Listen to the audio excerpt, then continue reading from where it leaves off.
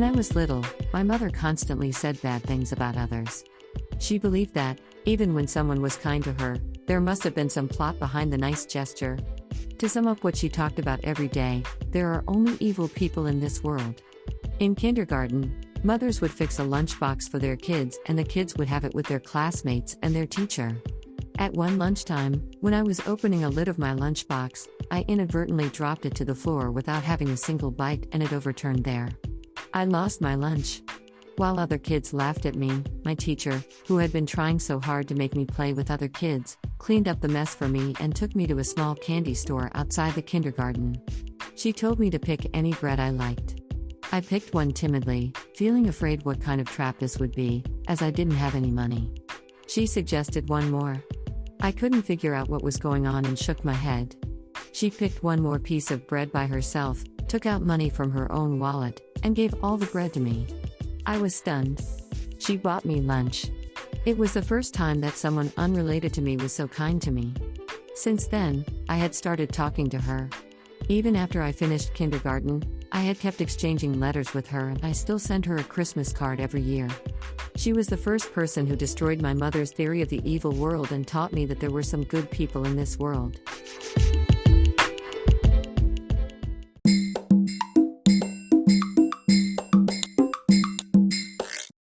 Audiobook, Japanese Dream by Hidemi Woods on sale at online stores or apps.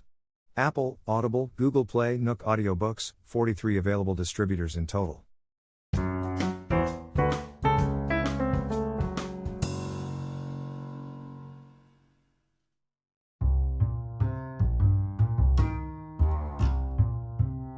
A couple of nights ago, I woke up in the middle of the night when I heard a loud thud. I thought something had fallen from the shelves, but the minute I dozed off, a thud woke me up again. This time, it sounded like my inner noise coming from my head. I opened my eyes and saw my room spinning vertically like a funhouse at a fair. At first I thought it was a strong earthquake. I covered myself with my futon and waited it to stop. Then I noticed there was no noise of anything that should fall or be broken, though the earthquake was strong enough to make my room upside down over and over. Besides, while my room was rolling, I hadn't fallen from the bed. The room was in dead silence and I lay still. I realized it wasn't an earthquake and removed the futon from my face. The room was still spinning around me violently and finally I understood I was having massive vertigo. Since I had hardly ever had vertigo in my life, fear engulfed me. I wondered if I was dying now and this was how it felt right before people died. I asked myself if I had bumped my head on something earlier or eaten something bad, but I had no idea. Long, terrifying minutes later, the spin stopped. I felt queasy and went to the bathroom to feel better. And then, the bathroom started spinning madly. I held onto the wall desperately not to roll around. When it stopped, fierce nausea hit me. I got back to my bed to lie down, and the incredible amount of sweat began to pour out of me. I had never sweated so much before. It was as if every pore on my skin had spewed sweat all at once with all their force. I saw my sweat dribble down onto the floor and was fully convinced that I was dying. The first thing that came to my mind was my new song I've been working on.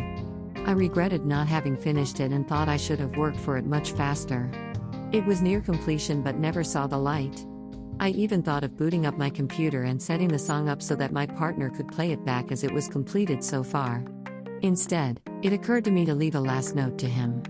I rummaged out a piece of paper and wrote down how and what time I died. I also tried to leave some messages for him, but nothing came out but fear. I just scribbled casual words and a weird doodle and went back to bed. Feeling extremely scared, I alternated between dozing off and waking up by vertigo until morning. I didn't die. Dizziness subsided and I was alive. About a week ago, my partner told me that I might die soon because of my continuous lack of sleep.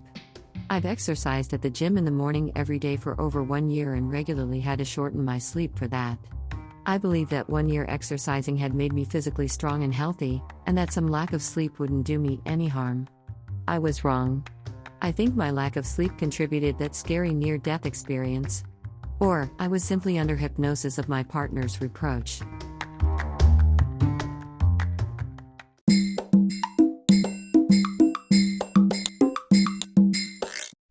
Audiobook, Japanese Dream by Hidemi Woods on sale at online stores or apps.